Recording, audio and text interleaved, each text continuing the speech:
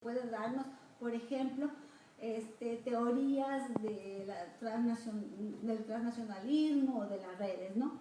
Es importante para la realización de los estudios evidenciar la complejidad del fenómeno, vincular los procesos globales en relación con las realidades locales. Por ejemplo, solo se puede entender la feminización y la demanda de mano de obra femenina si se toma en cuenta también las realidades políticas de protección y desprotección social de los países de destino hacia sus poblaciones envejecidas o sus poblaciones infantiles, ¿no? Otro ejemplo sería en cuanto a los flujos migratorios sur-norte. Ya no podemos quedarnos en la explicación simplista que es una migración únicamente económica, sino que se debe realizar una explicación más amplia tomando en cuenta, por ejemplo, las políticas migratorias, como lo nombré hace un rato, y las estrategias de estas de securitización que tienen los países como Estados Unidos, con este cierre de frontera, esta criminalización a los migrantes o las políticas que está tomando la Unión Europea, ¿no? Es importante mirar, por ejemplo, los procesos y su duración y la articulación de los cambios sociales y los conflictos estructurales, como el ejemplo de la migración venezolana en la actualidad y las diferentes crisis económicas en los países de la región andina. Pensar también en la articulación entre las migraciones internas e internacionales, para comprender los procesos de desarrollo y profundizar en las desigualdades sociales en los territorios locales, así como globales. Se deben tomar en cuenta los procesos migratorios relacionados con otros flujos materiales, monetarios, intangibles, etc. Todo lo que puede moldear la comprensión de estos fenómenos complejos. Gracias.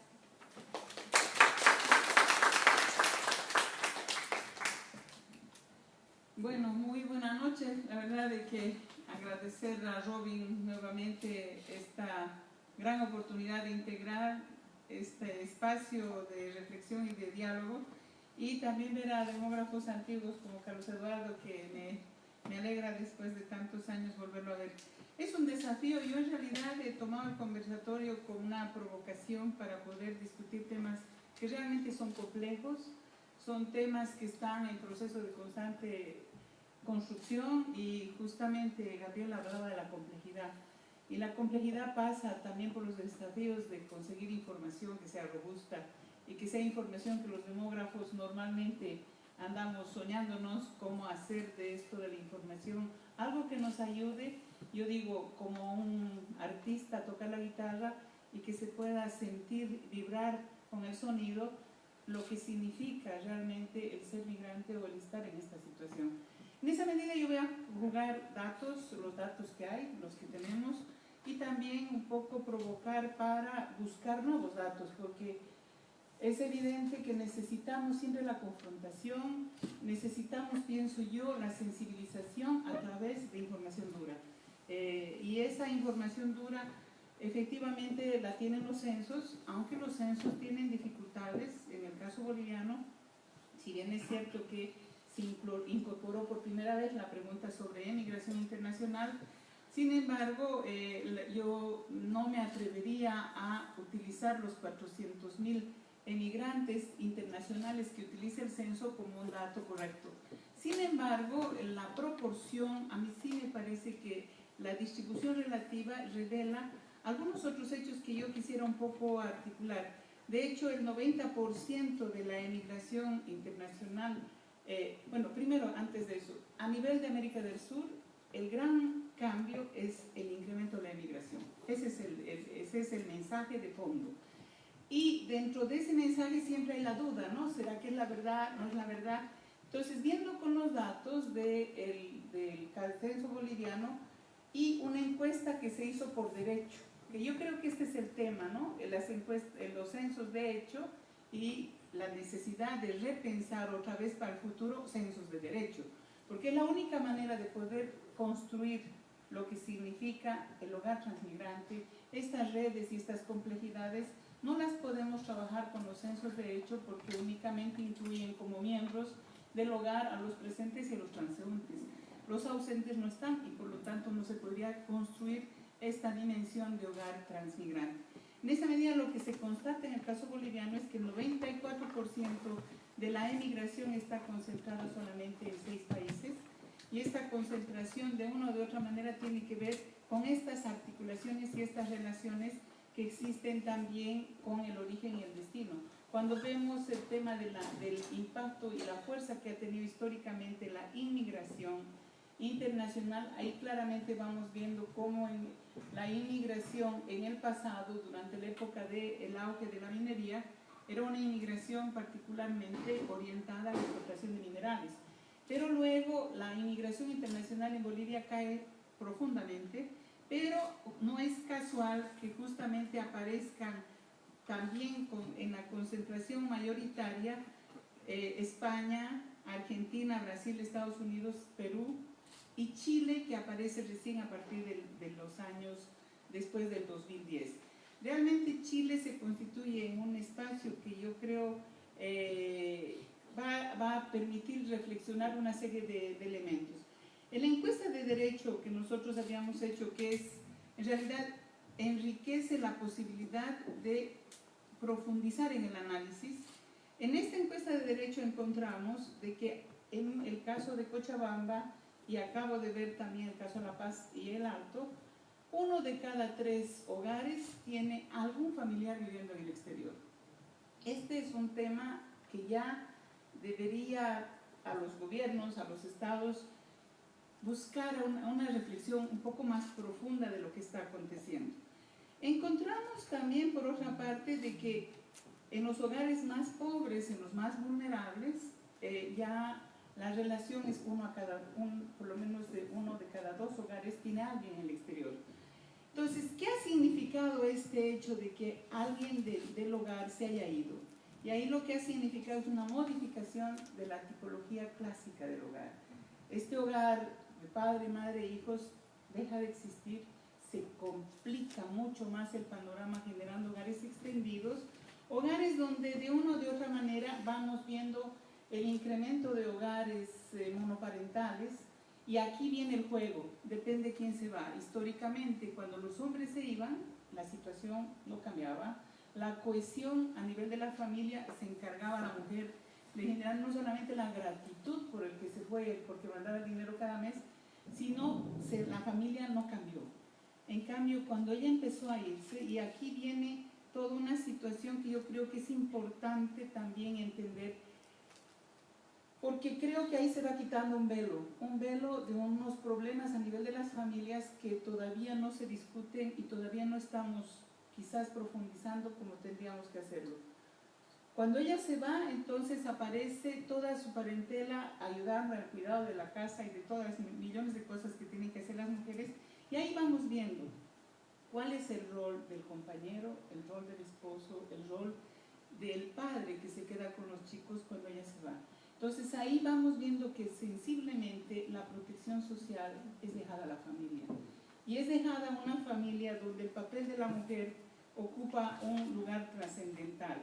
Entonces, el otro elemento que rompe con las teorías que hemos aprendido desde siempre de las migraciones es que la migración mueve, decimos, ¿no? Dice la teoría, es un hecho selectivo, se van los más jóvenes. Eso no está sucediendo en el caso de las migraciones recientes. Se va gente que ya tiene más de 30 años. Y la situación no es sencilla si uno va a ir a enfrentarse a un mundo en el que normalmente tiene que luchar muchísimo para conseguir el sustento o conseguir posibilidades de trabajo estable. Entonces vemos que efectivamente, y aquí es algo que a mí me parece que es interesante, la constatación que se hace con esta encuesta de derecho. En realidad esto de la feminización de las migraciones está en función de los nichos de mercado. Y a mí me parece que este es un tema que hay que discutirlo. Donde se necesita mujeres, se llama mujeres. Donde se necesita hombres, se llama hombres. Estamos hablando de un tema antiguo, pero es un tema recurrente. En realidad, la economía del cuidado, ningún español, italiano va a meter a un hombre a su casa. Es una mujer la que tiene que entrar. Y el rol familiístico en la economía del bienestar, de una o de otra manera, es más barato pagar una boliviana que pagar un asilo para sus padres. Entonces, en el fondo, aquí yo creo que hay que ir viendo una serie de elementos, pero estamos diciendo, son mujeres viejas que van a cuidar ancianos. ¿Y qué va a pasar cuando estas viejas ya no sirvan o ya no las necesiten? Entonces, ¿cuál va a ser ese proceso en el retorno o este proceso de articulación o qué es lo que va a suceder con esta población que de una o de otra manera está entrando en una situación ya de edad y de economía de cuidado. Entonces ahí me parecía importante ver cuál es este ejercicio de la maternidad, ¿ya? Porque estamos diciendo de que de una o de otra manera cuando ella se va, entonces se desmorona la familia. Y ahí vemos el rol de este rol de esta maternidad a distancia.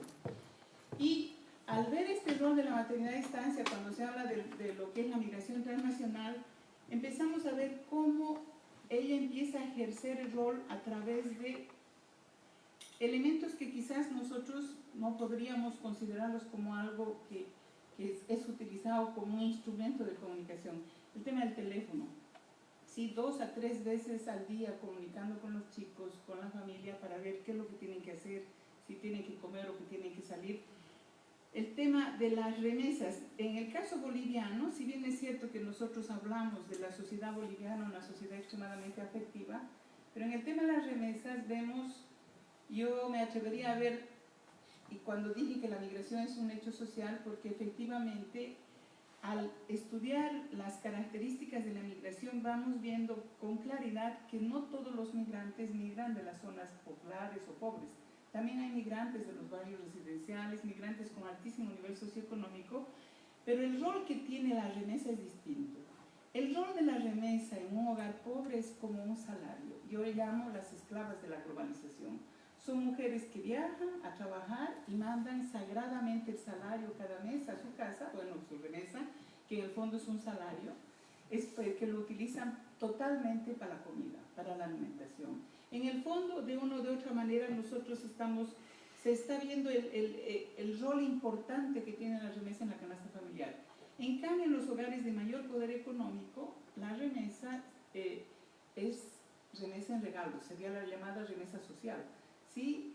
Y yo digo, ¿para qué mandan la remesa social? En el fondo, las mismas características de la sociedad boliviana, una sociedad extremadamente afectiva, entonces va mostrando de que para que no me olvides, ¿no?, la remesa social. Luego vemos que las situaciones de este ejercicio de trabajo a distancia es la misión inicial por la que migraron, particularmente estas mujeres que se fueron a la economía de cuidado, va cambiando constantemente. Primero fueron a pagar una deuda, luego quedaron porque tenían que pagar, construir la casa, y eso nunca se acaba. Es una misión que de una manera u otra les obliga a recibir los trabajos en las condiciones que sean. En muchos casos se ha sabido de que hay muchas mujeres que han renunciado, incluso han bajado su salario casi a cero por pensar de que algún momento va a poder conseguir la regularización. Entonces, ¿qué significa este ejercicio de maternidad a distancia? Justamente lo que nos decía Gabriela, una ausencia de políticas públicas que de una manera u otra han transferido la responsabilidad del cuidado y el rol del cuidado a la familia. Entonces, en ese sentido vemos de que las características mismas que tiene este hecho de visibilización, de que cuando el hombre se va, la familia queda casi intacta, en cambio cuando la mujer se va, se destruye la familia, estamos viendo de que hay un ejercicio de maternidad a distancia, pero solamente solventada por una solidaridad familiar, de sus madres, de sus hermanas. Bolivia escapa mucho de los patrones migratorios clásicos. Las mujeres bolivianas no arrastran a su marido, porque claro, están internas, entonces no van a arrastrar a su marido. ¿Dónde lo van a llevar? En realidad arrastran a sus hermanas o arrastran a otra mujer, puede ser su amiga. Entonces esto rompe un poco con el patrón centroamericano, donde la pionera es la mujer y arrastra a su familia. De hecho, uno viendo que efectivamente de internas es imposible, bueno, ¿dónde lo va a tener a su marido? Entonces ahí uno va entendiendo lo complejo que significa efectivamente esta situación. Pero efectivamente todo el tema de las crisis, tanto en origen como en destino, han ido generando toda una serie de elementos que se pueden plasmar en la capacidad de agencia social que tienen o que han tenido las redes. De una o de otra manera, estas redes familiares han ido determinando estos procesos de solidaridad y de desigualdad que de una u otra manera han sido plasmados a lo largo de todos estos últimos años a través de diásporas y de modificaciones en cuanto a magnitud de la direccionalidad migratoria. Vemos que efectivamente los sectores económicos de mayor poder han ido retornando, particularmente esto se ve en el caso de La Paz, en la ciudad de La Paz, y en el caso de la ciudad de Cochabamba, porque seguramente las posibilidades de tener y de conseguir una reinserción en el origen es mucho mayor, aunque este proceso de circularidad migratoria también es un elemento importante. Me parece que un aspecto fundamental a seguir trabajando es el tema de la necesidad de continuar en la discusión y en la necesidad de hablar de los derechos humanos de todos los migrantes, fundamentalmente desde el punto de vista de la inclusión social, la cohesión y luchar contra todo tipo de discriminación, ante todo ahora, ¿no?, que a través del incremento de la migración de los sirios, particularmente en Europa, la situación es casi inmanejable. Un aspecto que me parece, yo no sé si es mi sesgo economista, que yo considero que todavía sigue siendo un elemento fundamental en la comprensión de lo que significan todos estos procesos de modificación y del peso profundo de la migración, es el factor laboral. De una o de otra manera, las características mismas del endurecimiento de las políticas migratorias, los atropellos, los problemas de trata, el incremento de la migración irregular, todos son una serie de elementos que van revelando con mucha dureza un gran sufrimiento en el que están muchísima gente y que sensiblemente van generando también situaciones en las que los gobiernos, las políticas públicas y las autoridades que van representando a nivel del cuerpo diplomático en muchos casos ni siquiera se hacen presentes para poderlos defender. Vemos también que es interesante y ante todo a mí me parece que es un aspecto que no tenemos que olvidar. De hecho, cuando se habla de las ciudades, se habla de la fragmentación y la exclusión social. Ahí vamos viendo cómo es interesante estudiar las ciudades en el tema de las migraciones, porque cuando uno mira la ciudad, como yo digo, hay que buscar la caja negra de la ciudad. Cuando uno entra en la ciudad uno va viendo cómo hay una serie de elementos que nos van generando una serie de posibilidades de reflexión. Yo hace poco estuve estudiando la situación de La Paz y el Alto. A mí me sorprendió mucho que los barrios más residenciales de la ciudad de La Paz veían que la migración era positiva, que la migración generaba progreso, que la migración generaba mejoras en la cultura, en el país. En cambio, la gente que vive en los barrios pobres pensaba lo contrario, que la migración genera sufrimiento, problemas de violencia. Bueno, entonces estas dos lecturas, estas dos maneras de entender la realidad, me parece que cada vez más deberían ayudarnos a entender, porque como muy bien decía Gabriela, efectivamente hay un incremento muy grande de la migración calificada.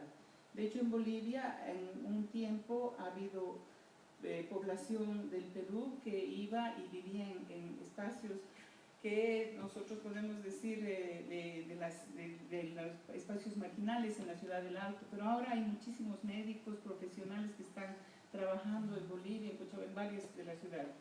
Me parece que es sumamente importante y existe la necesidad urgente de un trabajo integral que nos ayude a comprender la complejidad, pero el tema de los derechos de las personas a la libre circulación, a la necesidad de las personas, a la inclusión en las agendas de la migración internacional, en la estrategia regional, creo que es una tarea pendiente y es una tarea que nos permitiría de una o de otra manera poder dar voz a mucha gente que requiere, porque seguramente los que tienen situación socioeconómica van a estar bien donde quieran, pero por los que tendríamos que luchar es por la gente vulnerable que se encuentra seguramente en una urgente necesidad de apoyo constante. Gracias.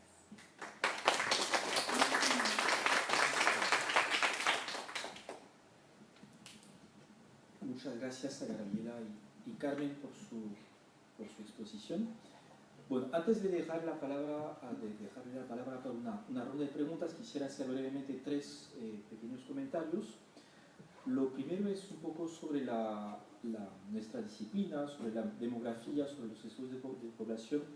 Es muy interesante porque las dos ponencias nos muestran que lo nuestro no es solo cuantitativo, es un poco la imagen que tenemos, pero no es una imagen verdadera, ¿no? En realidad la demografía es una articulación entre enfoques cuantitativos y cualitativos. Entonces creo que eso es importante enfatizarlo para un poco romper esta imagen, entre comillas, falsa que tenemos. Además, como podemos darnos cuenta, la demografía y los estudios de población se nutren, y esa es su especificidad, de un conjunto de dimensiones, factores, y yo diría de disciplinas, la economía, la política, bueno, obviamente la sociología y la antropología. O sea, yo creo que como disciplinas nos encontramos en un cruce disciplinario, ¿no? Un cruce temático, y que eso hace a la vez nuestra particularidad y nuestra carácter, diría, imprescindible, ¿no? en el campo de las ciencias sociales y humanas también, ¿no? Entonces, eso es un primer comentario más sobre la disciplina. Segundo comentario, más sobre el tema de las migraciones, la fragmentación, la diversificación de las migraciones en los dos casos. Diversificación en términos de patrones, ¿no? De patrones entre diferentes localidades, lugares de residencia, pero también en términos de organización doméstica, entre quienes migran y quienes no migran, en términos de dispersión de los miembros de la familia, ¿no? A través de la matriz transnacional, por ejemplo. Entonces, sí, efectivamente nos encontramos frente a un panorama migratorio sumamente, no sé si se ha fragmentado, tal vez tiene un juicio de valor, pero al menos muy diversificado, y que tiene que ver también con las frecuencias, la elección de los lugares de destino, la frecuencia entre las idas y vueltas, ¿no? Y eso es una reflexión interesante entre el concepto de migración, pero también ponerlo en perspectiva con el concepto de movilidades, ¿no? Entonces yo creo que hay una reflexión interesante en este ámbito. Y por último, hemos abordado un poco las causas de las migraciones, causas económicas que conocemos, que son bastante obvias: subempleo, insatisfacción de los ingresos, etcétera, ¿no? Causas políticas, como lo vemos últimamente con el caso de Venezuela. Hay también quisiera agregar muy rápidamente dos causas o dos motivos migratorios que yo creo que están un poco subestudiados. Bueno, uno es el tema de las migraciones estudiantiles, bueno, que conocemos, pero que sería interesante un poco a nivel de la región andina incluso, ¿no? Bueno, varios de nosotros, de varios colegas han hecho su maestría en Ecuador, por ejemplo. O sea, hay un tema aquí que sería interesante indagar un poco más. Y en el caso de mi experiencia empírica en Bolivia sobre migraciones internacionales, yo creo que hay un factor que está subestudiado, es el factor género. En el proyecto migratorio, muchas mujeres también deciden migrar para escaparse de situaciones de relaciones, o sea, no deseadas, ¿no? Y eso lo sabemos, ¿no? Como hipótesis, pero en realidad yo creo que todavía nos falta demostrarlo y profundizar un poco más esta pista. Bueno, nada más solo quería comentar eso, y ahora les dejo la palabra. Bueno, Carlos Eduardo, no sé si... Yo puedo gritar, ¿no?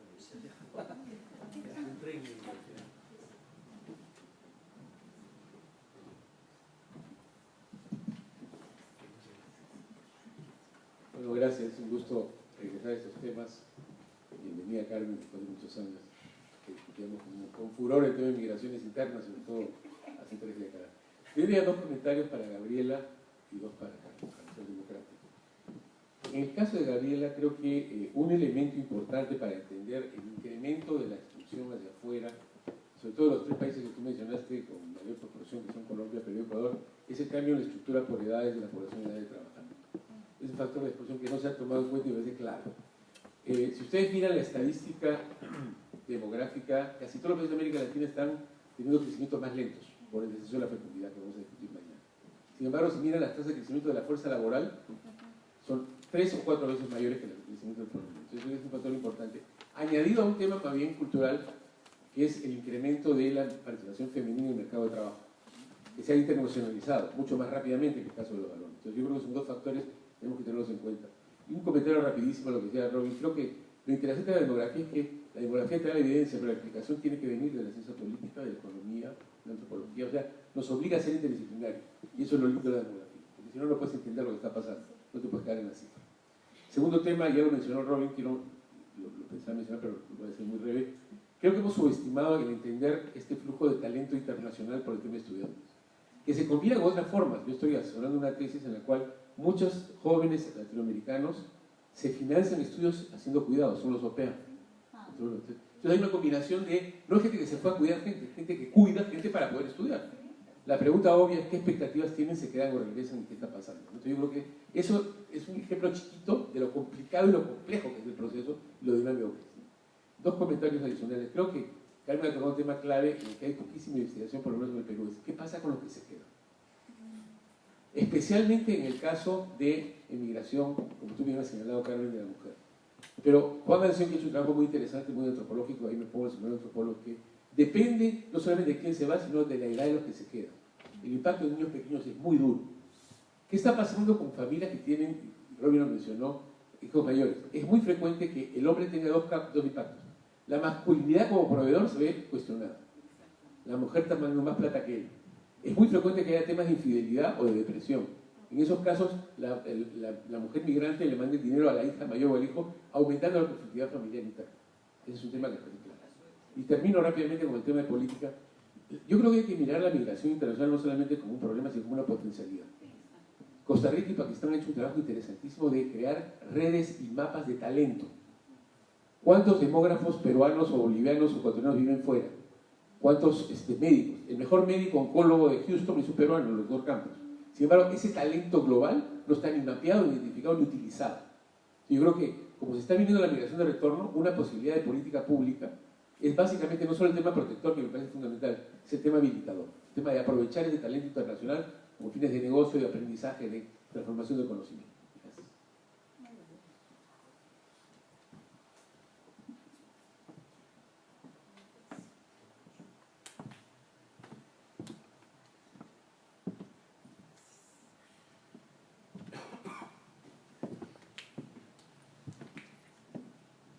Bueno, buenas noches. Lamento no haber escuchado la primera parte, la primera presentación, me llegué un poco tarde, pero sí he escuchado un segmento de esta muy interesante y también la presentación completa de Carmen Ledo. Y bueno, lo que había encontrado de sumamente interesante en la presentación de Carmen es que en ocasiones, ¿no? Ya que estamos hablando de toda la potencialidad de los estudios de población y la demografía, en ocasiones se observa a nuestra disciplina, digamos, con demasiada neutralidad, ¿no? Y a pesar de que en Estados Unidos o en otros países los temas de raza y de clases sociales están siempre, digamos, permeando las interpretaciones de que la demografía hace, creo que hay una posición que las neutraliza y Carmen ha sido constante en explicar o en tratar de introducir el tema y creo que tendríamos que rescatar más esas conjugaciones, ¿no? La demografía permite utilizar clasificaciones analíticas que en conjunto realmente le abren el espacio a las ciencias sociales en general, ¿no? Permiten no solamente brindar evidencia, sino también crear teoría social. No solamente servirse de la teoría social que ya se ha construido en la microeconomía o en la sociología, sino que permite construir teoría social. Y bueno, como una pregunta más bien de corte empírico al trabajo de Carmen, que ella ha mencionado bastante el tema de por qué las mujeres bolivianas, por ejemplo, en sus migraciones hacia Italia o España, no se mueven con toda la unidad familiar, ¿no? O no traen a su familia, a su esposo, y yo creo que siendo una de las explicaciones que el tipo de ocupación, la forma de inserción en el destino, también hay un tema, ya que estamos poniendo los temas que sería interesante estudiar, lo ha mencionado Robbie, lo ha mencionado Carlos Eduardo, un tema que pareciera que es del dominio de la antropología y se ha hecho un poco clásico, que es el de que en realidad es una dimensión que estamos olvidando, que son los sistemas de parentesco. Los sistemas de parentesco contemporáneos que permite, por ejemplo, que en el caso de peruanos o peruanas, las peruanas cuando viajan a España e Italia, no solamente lo hacen así porque la ocupación de las cuidadoras en estos países es central, entonces hay una demanda, sino que también el sistema de parentesco peruano lo permite, porque hay toda una estructura familiar extensa que permite que otras mujeres cuiden a sus hijos, que se muden, ¿no? Que cambien de arreglos residenciales, que permite que los niños sigan su proceso de educación y formación.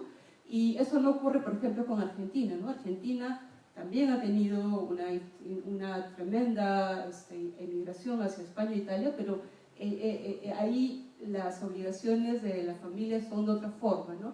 Hay una individualización, una forma de asumir el cuidado de los niños distinta.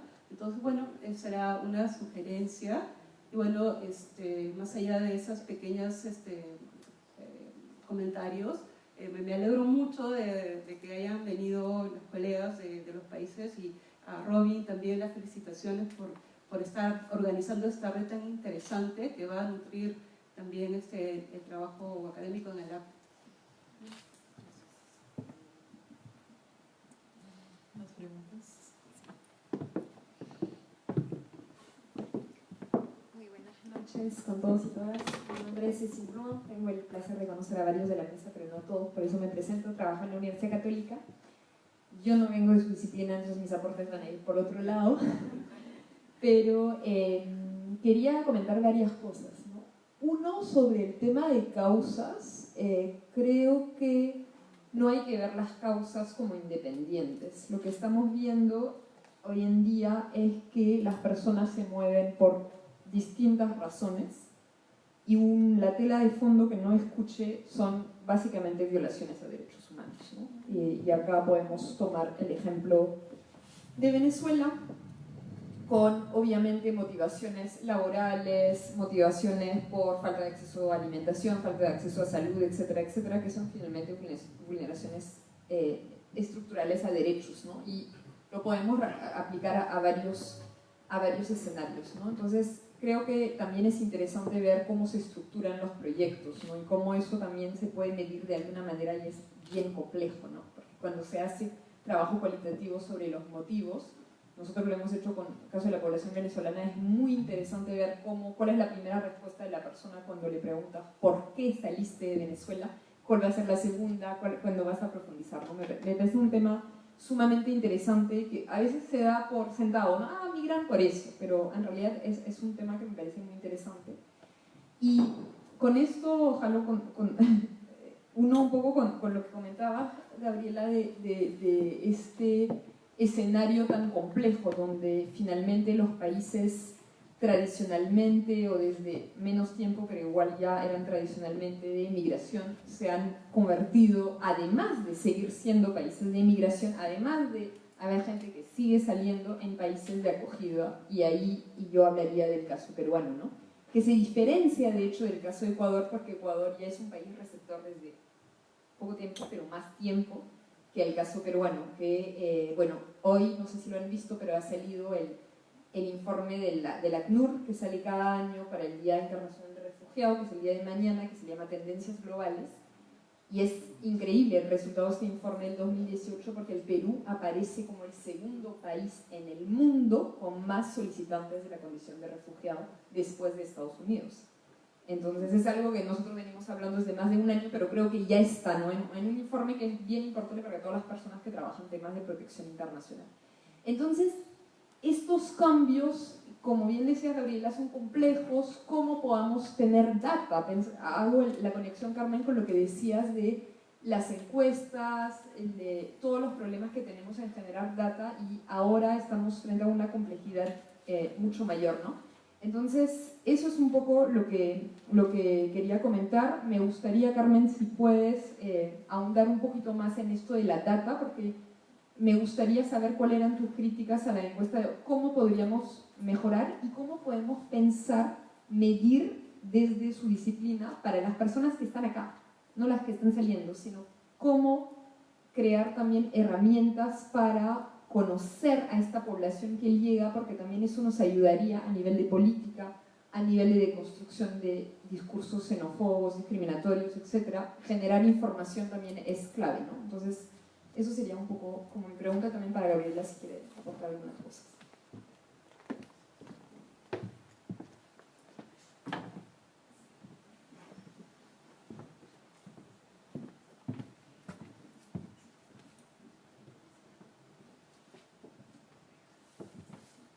Buenas noches a los panelistas.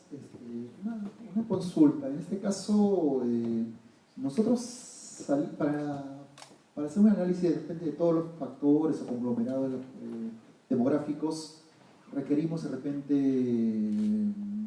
información por conglomerado, ¿no? O sea, que se segmente, que se clarifique, ¿no? Porque por primera vez se ha aplicado en el Perú una pregunta de etnicidad, o sea, es algo histórico, algo que quedó solo en la emoción o quedó de repente más confusión generó, ¿no?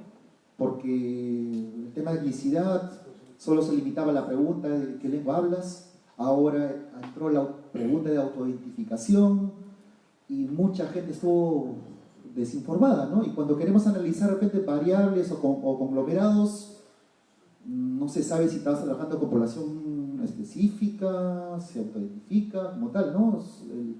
La colega comentaba el tema de etnicidad, pero la información es casi poca, ¿no? O sea, por no decir nula. En este caso, o sea, dentro de estas reflexiones que puede haber de repente, ¿cuáles son las experiencias que se ha tomado, los siguientes pasos como países andinos, ¿no? El Perú es nuestra primera experiencia y no creo que se acabe ahí, ¿no?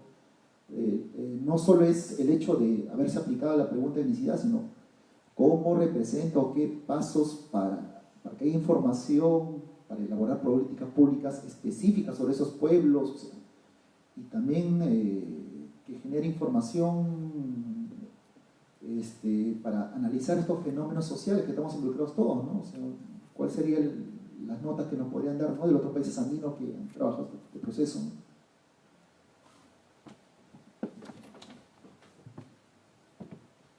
¿Más preguntas?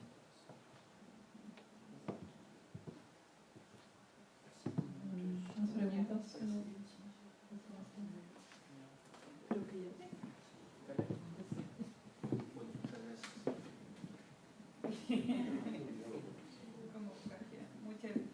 Muchísimas gracias. ¿Verdad que creo que las preguntas y los desafíos a futuro son para todos? Carlos Eduardo Aramburu apunta muy bien al tema del cambio de la estructura demográfica de nuestros países y seguramente gran parte de la explicación tiene que ver en ello. Pero también no tenemos que olvidarnos que la mujer sale al mercado de trabajo no solamente como un efecto de la modernidad, en el caso boliviano particularmente, sino como una necesidad de complementar la situación de desempleo visible de sus compañeros. Y efectivamente el tema de una sociedad patriarcal y de todo lo que significa el hecho de la mujer haber entrado en su rol de proveedora es un gran desafío que involucra mucha madurez de ambos lados, ¿sí? Madurez de todos. Pues creo que este es un tema que hay que trabajar. Yo digo, la migración ayuda a quitar velos y quizás uno de los velos más duros es el velo de la familia, ¿no? Los roles y la sobrecarga del trabajo en la mujer, que yo pienso que se visibiliza cuando ella se va y que no solamente no puede su compañero llevar adelante, sino quiere tener su madre, sus hermanos, sus parientes y toda la parentela, que en el fondo tampoco no van simplemente porque tienen que ir. Ahí hay una remesa de por medio, hay dinero de por medio, que me parece que en muchas circunstancias yo me iría para el otro lado. Seguramente me costaría mucho pedirle a mi suegra que me dé dinero o pedirle a mi suegro que me dé dinero. Poniéndose en las dos circunstancias, creo que este es un tema que involucra una profundidad del tema de la familia, que algún rato tenemos que comenzar a trabajar, porque detrás de los que se quedan está el sufrimiento de muchos niños, ¿no? Que lo plasman y lo manifiestan en este duelo que ellos sienten porque se fue y porque no volvió, o porque algún día volverá, y porque nunca se vuelve, porque siempre aparecen nuevas cosas por hacer. Creo que ese tema es un tema que obliga a repensar, y yo ahí insisto en el tema de la importancia de los datos, ¿no? De una u otra manera, ahí me parece que el hecho de esforzarnos, ya la Comunidad Andina Naciones con Fundación Esperanza y unos colegas de Colombia, se hizo un primer esfuerzo de hacer una encuesta de derecho para la área andina, para la comunidad andina. Fue una linda experiencia, trabajamos, bueno, yo presentaré los resultados de esa encuesta utilizando un modelo multivariado, porque efectivamente estoy consciente de que este no es un tema simple, es un tema tan complejo que uno no puede entrar en la descripción, hay que empezar a ver cómo entramos en un proceso de explicación multivariada. Incluso así cuesta a veces llegar a la profundidad, porque creo, y me alegra mucho como lo planteó Robin, en el fondo sí nos ven normalmente desde afuera como muy rígidos en la matemática y en la estadística. Efectivamente hay un rigor, pero creo que cada vez más esta articulación con la etnografía, con las historias de vida, nos están permitiendo como poner piel y huesos, yo digo, a nuestros datos, y que nuestros datos de una u otra manera van revelando, ¿no? Situaciones de gran preocupación, y que de una u otra forma, lo que planteaba la compañera, ¿no? La necesidad de que en las ciencias sociales nosotros podamos ir cada vez más insertando otras temáticas. Estoy absolutamente de acuerdo del tema de la violencia. De hecho, la violencia doméstica quizás ha sido un tema que ha sido constantemente silenciado dentro de lo que significa la posibilidad de discusión y de comprensión de estos temas. Efectivamente, los 23 estudios etnográficos que hemos hecho nosotros en el análisis de esta encuesta por derecho que hicimos en Cochabamba, y trabajando con dos puntas, una punta era Cochabamba y la otra era Bérgamo, en Italia, porque Bérgamo es una ciudad italiana que tiene 120.000 habitantes, pero de los 120.000, 20.000 son bolivianos. Entonces, un sexto de bolivianos, ya ustedes se darán cuenta, es impresionante. Hay calles enteras donde uno ve todos los nombres y las comidas bolivianas, hay gente vendiendo en la calle, es algo anecdótico. Entonces, efectivamente veíamos de estos casos, la mayor parte de los casos, el origen profundo era alcoholismo, violencia en la casa, y en muchos casos quizás este no retorno constante de que incluso a las mismas mujeres, lo interesante esto de los estudios etnográficos y del estudio cualitativo es lo que a mí me gusta más.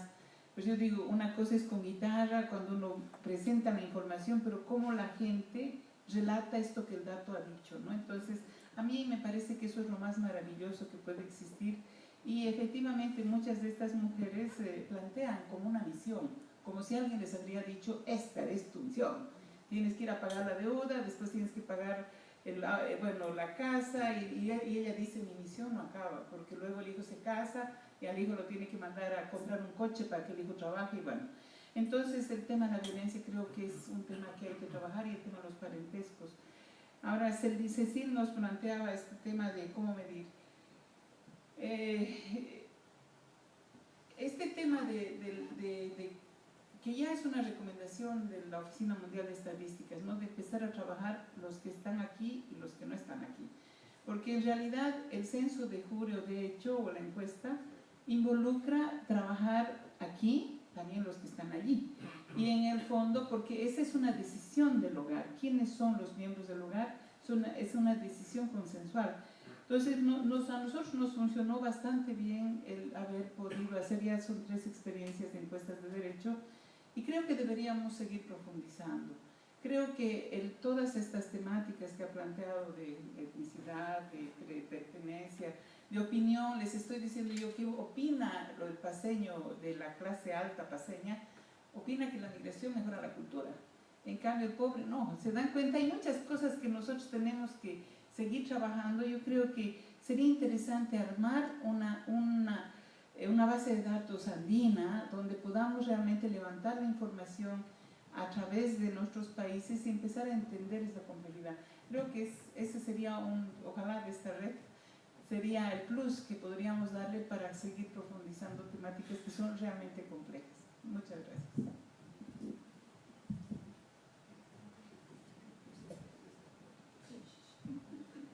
Bueno, yo, ¿qué más decir en todo lo que acaba de decir? Yo no los tomo como preguntas, sino más bien como comentarios y sugerencias, todo lo que me han dicho, porque no eran preguntas, todo lo que nos han dicho. Ciertamente no mencioné lo del bono demográfico, pero efectivamente estamos dentro del bono demográfico, con esa pirámide bastante inflada en la población en edades productivas, ¿no? Y entonces el mercado de trabajo se satura y tienes todas estas dinámicas de migraciones causadas por eso. Y también en el caso de la población venezolana, también es una población que está en pleno bono demográfico, estamos recibiendo igualmente población dentro de estas edades, que también complejizan más la inserción y la dinámica de los mercados laborales internos, ¿no? Entonces, efectivamente, más la inserción de las mujeres al mercado laboral, sea por una cuestión de necesidad de aporte a las familias, sea simplemente por una cuestión de empoderamiento de las mujeres y estatus y cambio y todo lo que implica los roles nuevos, ¿no? de la mujer, lo que nos explica la transición demográfica.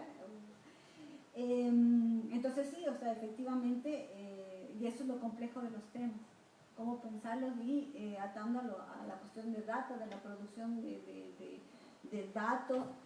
Me voy a estudios que efectivamente hay iniciativas de que han estudiado los que se quedan, o estas relaciones de los que se quedan con los que se van, porque también las migraciones no hay que pensarlas, y a eso me refería con esta cuestión de unidireccionalidad, sino a esta cuestión de que son fenómenos complejos que no pueden solo dividirse en a dónde fueron, porque también están los que se quedaron, y no es que se fueron y ya no tienen nada que ver con los que se quedaron, sino que hay toda esta relación compleja que han descrito bien la teoría transnacional, ¿no? La familia transnacional, y justamente lo que nos decía la compañera arriba, esta cuestión de sistemas de parentescos, que tal vez efectivamente sí falta estudiarlo más en nuestra región, porque sí hay estudios en ese sentido, por ejemplo, en toda la escuela de demógrafos y sociodemógrafos de México,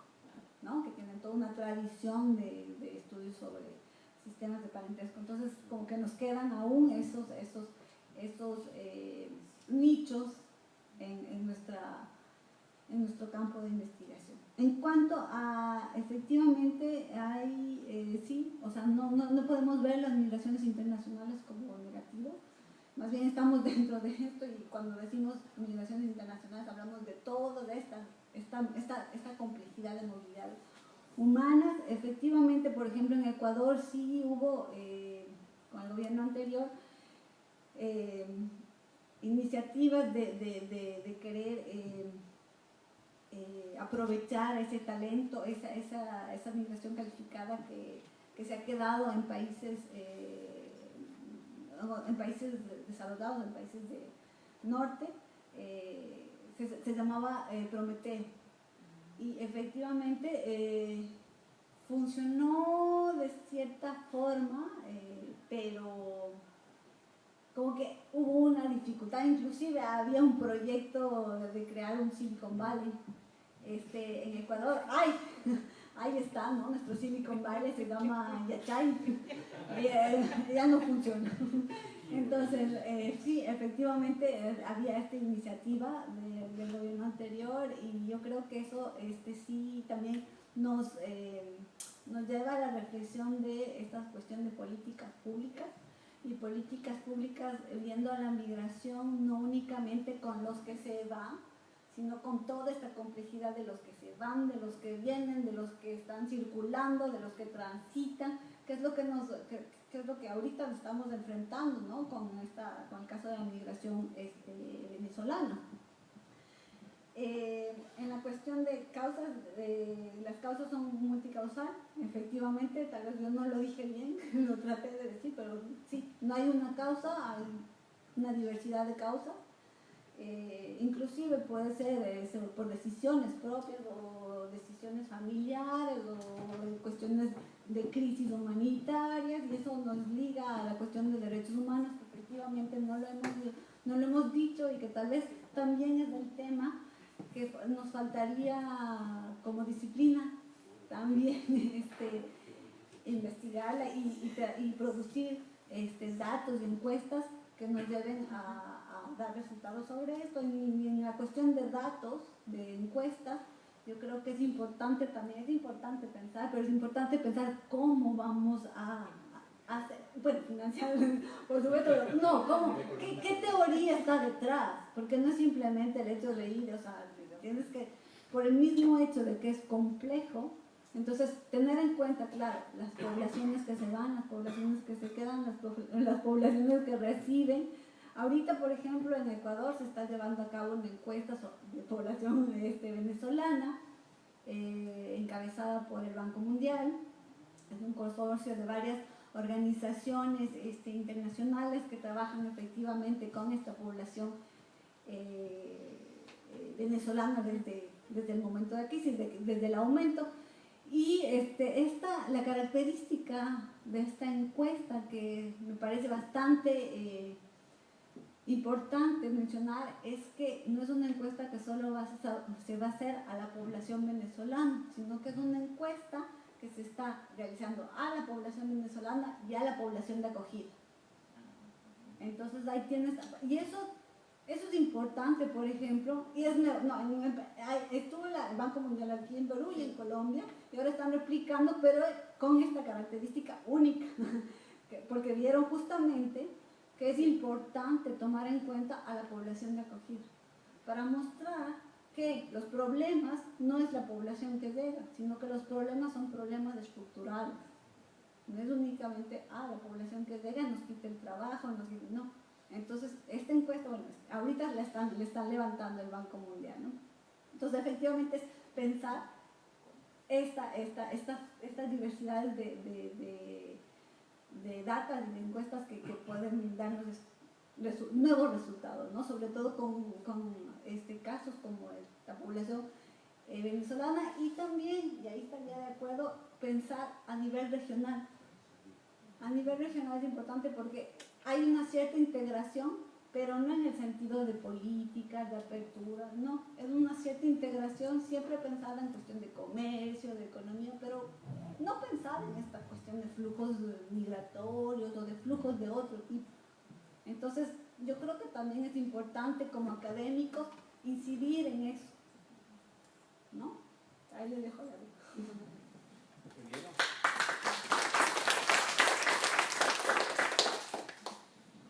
Bueno, para terminar, muchísimas gracias por su presencia esta noche. Agradecemos a la Alianza Francesa por su acogida, agradecemos al Instituto Francés de Estudios Andinos por su apoyo en la organización del evento. Eso fue el conversatorio inaugural. Mañana continuamos con el seminario en sí, que van a ser 2 tardes de trabajo, desde las 2:30 hasta las 6:30 de la tarde más o menos. Para aquellos que están interesados, se pueden inscribir al evento todavía. Eso será en el campus de la Universidad Católica, en el nuevo edificio de Ciencias Sociales. Mañana tendremos una tarde de trabajo, discusión sobre el tema de planificación familiar y fecundidad, ¿no? Con, si recuerdo bien, 5 presentaciones. Y el día viernes tendremos una serie de presentaciones y un intercambio, también una discusión sobre temas de migraciones internacionales. Entonces continuaremos la discusión. viernes, ¿no? Entonces, muchísimas gracias Y les invitamos a tomar un vinito de honor. Bueno, yo agradezco también mucho a nuestros ponentes, a todos ustedes. Nos han invitado a reflexionar, lo cual es muy importante. Muchas gracias por eso.